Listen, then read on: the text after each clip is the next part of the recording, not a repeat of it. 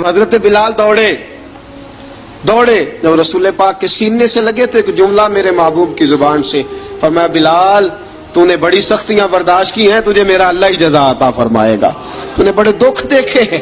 اب سیدنا بلال تڑپے، رسول پاک صلی اللہ تعالی علیہ وسلم بھی روئے۔ حضور نے اپنے ساتھ بٹھا لیا سیدنا بلال کو، حضور نے گھر پیغام بھیجا، فرمایا ختیجہ گھر میں کچھ ہے تو بھیجو، بلال آیا ہے۔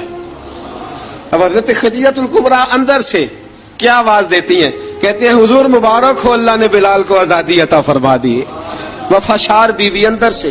اب حضرت سیدنا زینب رضی اللہ تعالی عنہا، میرے محبوب کی شہزادی، چھوٹی سی عمر ہے، ایک برتن کے اندر کھجوریں لے کے آئیں، ایک برتن میں کھجوریں۔ اب لا کے جب کھجوریں رکھی نا تو سیدنا صدیق اکبر نے ہاتھ بڑھایا کھجوریں اٹھانے کے لیے تاکہ میں دوں۔ حضور نے فرمایا، نہ ابو بکر، بلال پہلے دن آیا ہے، پہلے تو نے جتنی خدمت کرنی تھی تو گھر کر کے آیا، میری باری ہے۔ حضرت بلال حبشی فرماتے ہیں، کائنات میں نے اتنا پیار کبھی دیکھا ہی نہیں تھا، 30 سال سے زیادہ میری عمر تھی، مجھے تو کبھی کسی نے پاس بٹھا کے کھانا کھلایا ہی نہیں۔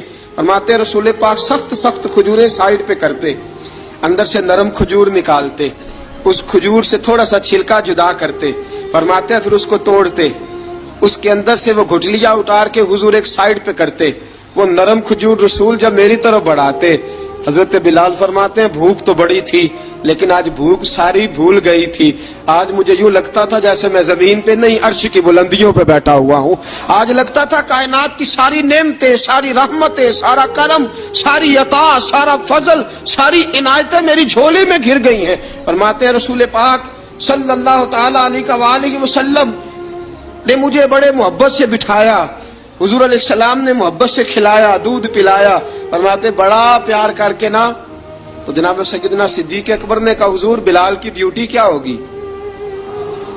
حضور بلال کی ڈیوٹی کیا ہوگی؟ حضرت بلال کہنے لگے، حضور میں فارغ رہنے کا تو عادی نہیں، میں تو جفا کش آدمی ہوں، محنت کرنے والا، ڈیوٹی کیا ہوگی؟ رسول پاک نے فرمایا، بلال یہ میرا گھر ہے، آج کے بعد میرا نہیں، یہ تیرا گھر ہے۔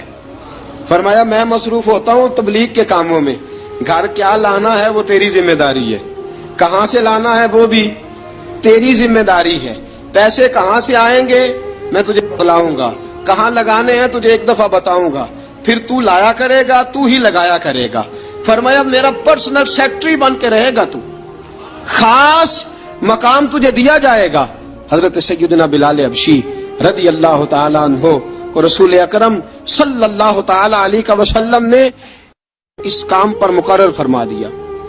اب دیکھیے حضرت بلال رضی اللہ تعالی عنہ جب در مصطفیٰ صلی اللہ تعالی علیہ وسلم پر پہنچ جاتے ہیں اور پہنچنے کے بعد حضرت بلال حبشی رضی اللہ تعالی عنہ کو رسول پاک نے یہ ڈیوٹی عطا فرما دی۔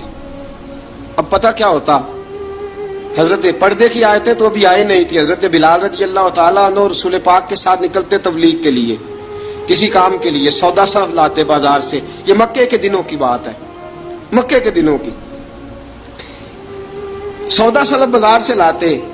اب 4 بیٹیاں تھیں حضرت خدیجہ الکبریٰ کی، گھر کے کام کاج ہوتے تھے، جب ذرا فارغ ہوتے دروازے پہ دستک دیتے، حضرت خدیجہ فرماتی بلال تو آ گیا ہے، وہ دستک سے پہچانتی ہے کہ بلال کے دستک ہے، بلال آ گیا، کہا اماں جی میں سارے کام کاج باہر کے ختم کر آیا ہوں، گھر کا کوئی کام ہے تو ذرا مجھے بتاؤ۔ آپ فرماتی گھر کے کام ہے پر میں کر رہی ہوں۔ اب حضرت بلال گلنا شروع کرتے، یہ ہے محبت۔ آج اگر ہم کہیں خادم ہو بھی نہ تو بہانے ڈھونڈتے پھرتے ہیں فارغ ہونے کے۔